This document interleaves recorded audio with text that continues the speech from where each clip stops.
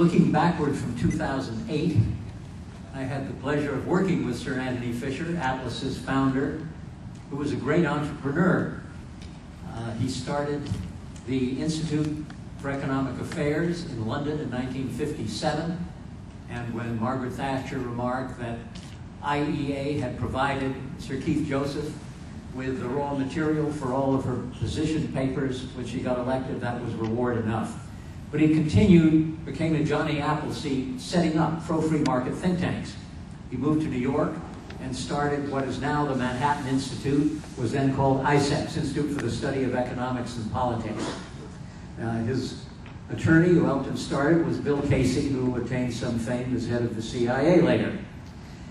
When I met him, he had just come back from Vancouver, where he had helped Michael Walker start the Fraser Institute, and had concluded that this one-on-one helping individuals start think tanks just himself was inefficient. So the idea was to take Max Weber's term, the routinization of charisma, and make Atlas a vehicle for starting different pro-free market think tanks around the world. Serenity was an entrepreneur, always trying new things. I was his treasurer before I became a director, and the methodology was try something, see how it went, quickly abandon it if it flopped, and there certainly were flops. We thought we could raise money for specific think tanks and found that people don't want to give money to somebody to give money to something else. They want to give money to an organization that will then use it to help others. We spent a lot of money funding a game called Pole Economy, selling, you could land on certain spots and we'd sell those spots to different corporations as a way of raising money. Complete flop. One of our directors quit over it, moved on, other things. We hired a fellow who was a professional fundraiser for the United Way, paid him $60,000 when that was a pretty decent salary. I think if he raised $6,000, I'd be surprised. We had our failures. But one thing Serenity had was a bunch of friends who wanted to start think tanks. When Atlas got going, there was a queue of people who wanted to get into the think tank business to change the world for the better. We were venture capitalists in the nonprofit field, if you don't mind the oxymoron. We picked people that had a pretty good batting average of picking people. Atlas became quite a success. Now, jumping ahead to 2033 and looking backward always has the advantage of knowing that Edward Bellamy, about 100 years ago, wrote a book called Looking Backward, and it was people looking back at the beginning of the 20th century from the vantage point of around now and saying, boy, really crazy. They had terrible things like private property in those days.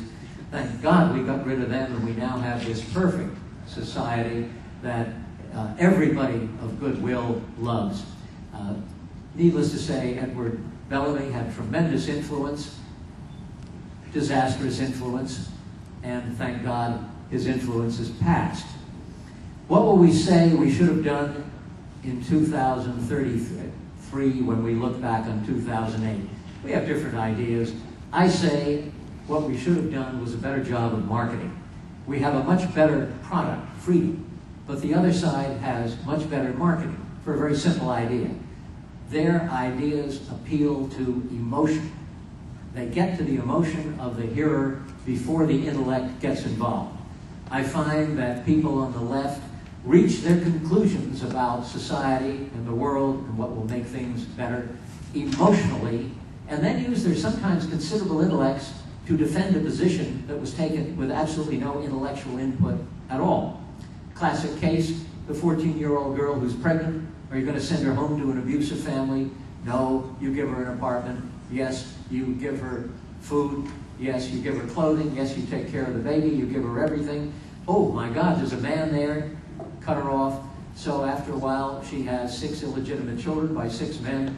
The kids are lightly raised, and you have created a social pathology when those children grow up because they are not contributing members of society. But emotionally, that is the quick answer. How can we market better? Well, take a classic subject, poverty. I think we have a better story on poverty.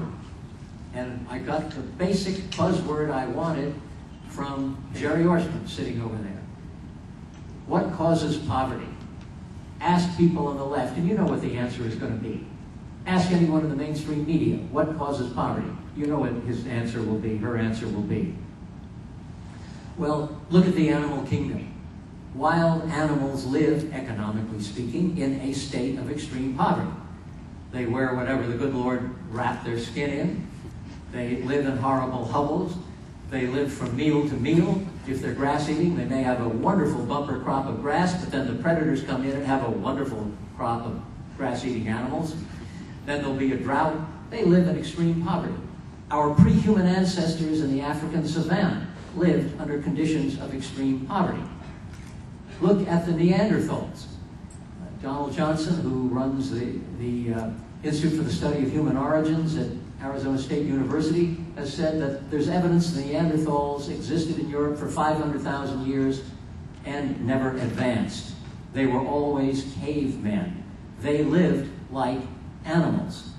Luckily, our Cro-Magnon forebears advanced when they got going. But they advanced through civilization, yet there was still lots and lots of poverty. And as Jerry pointed out, the word to think of, poverty is the default of the human race. Nothing causes poverty. Poverty is natural. What causes poverty is wealth. What has created more wealth than anything else since the beginning of time? Capitalism has created more wealth than anything else since the beginning of time, because the problem with wealth is production, not distribution. We have a terrific story to tell. That's just one example of a subject where we could do it, but our marketing lacks, and when we look back in 2033, I hope we will say, by golly, we solved the marketing problem. Thank you.